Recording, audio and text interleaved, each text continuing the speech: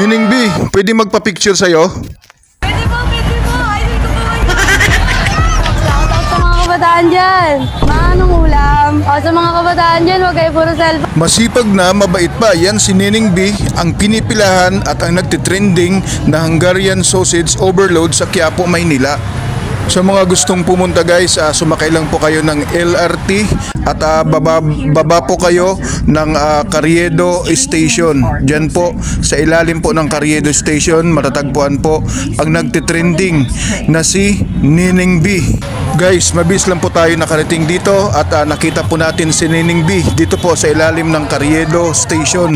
Malapit na po yan guys sa Quiapo Church at mabilis lang po tayo dahil ang sinakyan po natin ay ang napakabilis na LRT. Yan po yung mga galing Baclaran guys at yan pong sinakyan natin papuntang Carriedo. Kahit sobrang dami siksikan po guys, hindi po tayo mapigilan at makita lang po natin ang nagtitrending na si Nining B dahil nakaka-inspired po ang kanyang ginagawa lalo na po sa mga kabataan guys at sobrang inspiring po ang kanyang buhay.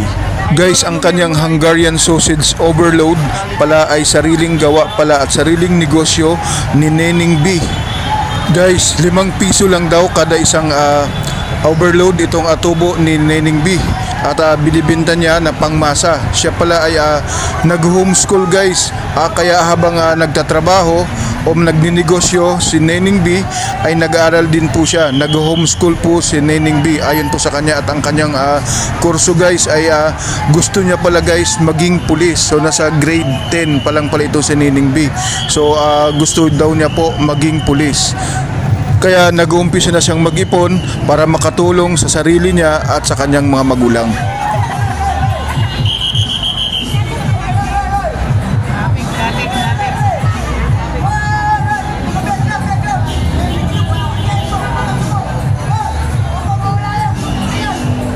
Guys, hindi lang po si Nining B ang natutulungan yung sarili niya, pati nakakatulong din po siya sa iba. Gawa po tulad niyan, may tagahiwa ng hotdog, nakapagbigay din po siya ng trabaho.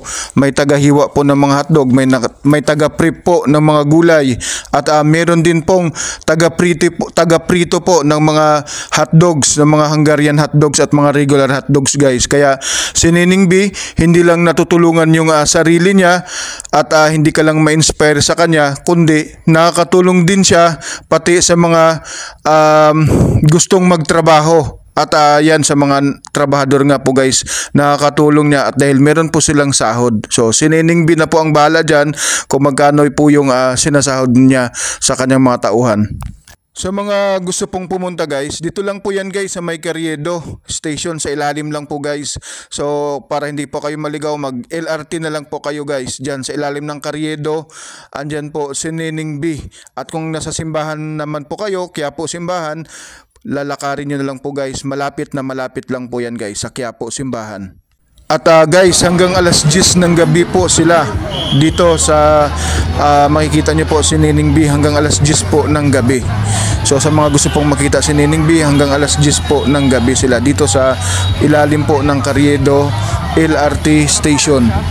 So yan guys, thankful ako dahil kaka-out ko lang sa trabaho ng 6:30 PM. So nakahabol pa po ako guys, galing po akong BGC, nakahabol po ako guys ng hanggang alas 7:30 po ng gabi. Naabutan ko po si Nining B. Kaya maraming salamat po.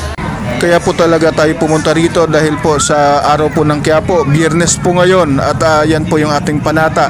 Kung hindi man tayo makapunta every Friday, basta makapunta po tayo kahit sa isang buwan, basta Friday po at makapagpasalamat po tayo kay Nuestro Padre Jesus Nazareno. Sana po na-inspire po tayo sa buhay at ang ginagawa ni Nining B. God bless everyone. Salamat po. Shoutout sa mga kabataan dyan. Anong ulam?